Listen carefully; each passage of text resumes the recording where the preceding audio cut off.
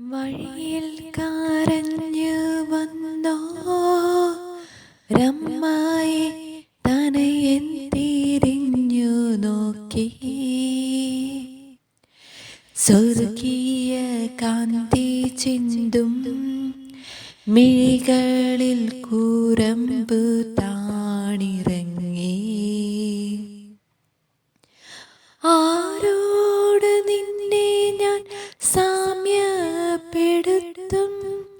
കഥന പേരും കടലേ, ആരറിഞ്ഞാഴത്തിൽ അലതല്ലി നിൽക്കുന്ന നിൻ മനോവേദന, നിൻ കണ്ണുനീരാൽ കഴുകേണമെന്നിൽ പതിയുന്ന മാലിന്യമെല്ലാം. നാലാം സ്ഥലം. ഈശോ വഴിയിൽ വെച്ച് തൻ്റെ മാതാവിനെ കാണുന്നു.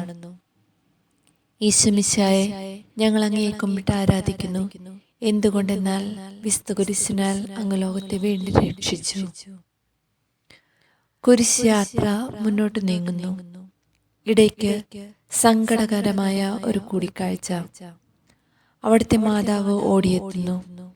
അവർ പരസ്പരം നോക്കി.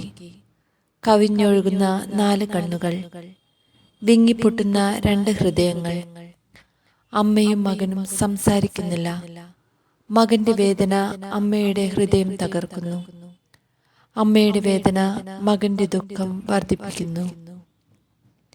40-ാം ദിവസം ഉണ്ണിയെ ദേവാലയത്തിൽ കാഴ്ചവെച്ച സംഭവം മാതാവിന്റെ ഓർമ്മയിൽ വന്നു. നിന്റെ ഹൃദയത്തിൽ ഒരു വാൾ കടക്കും എന്നു പരിശുദ്ധനായ ശിമിയോൻ അന്ന് പ്രവചിച്ചു. കണ്ണുനീരോടെ വിതയ്ക്കുന്നവൻ സന്തോഷത്തോടെ കൊയ്യുന്നു. ഈ ലോകത്തിലെ നിസ്സാര സങ്കടങ്ങൾ നമുക്ക് നിത്യഭാഗ്യം പ്രദാനം ചെയ്യുന്നു. ദുഃഖസമുദ്രത്തിൽ മുഴുകിയ ദിവ്യരക്ഷിതാവേ, സഹനത്തിന്റെ ഏകാന്ത നിമിഷങ്ങളിൽ അങ്ങേ മാതാവിന്റെ മാതൃക ഞങ്ങളെ ആശ്വസിപ്പിക്കട്ടെ.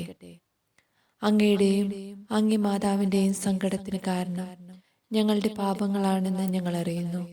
അവയെല്ലാം പരിഹരിക്കുവാൻ ഞങ്ങളെ സഹായിക്കണമേ. കർത്താവെ, അനുഗ്രഹിക്കണമേ.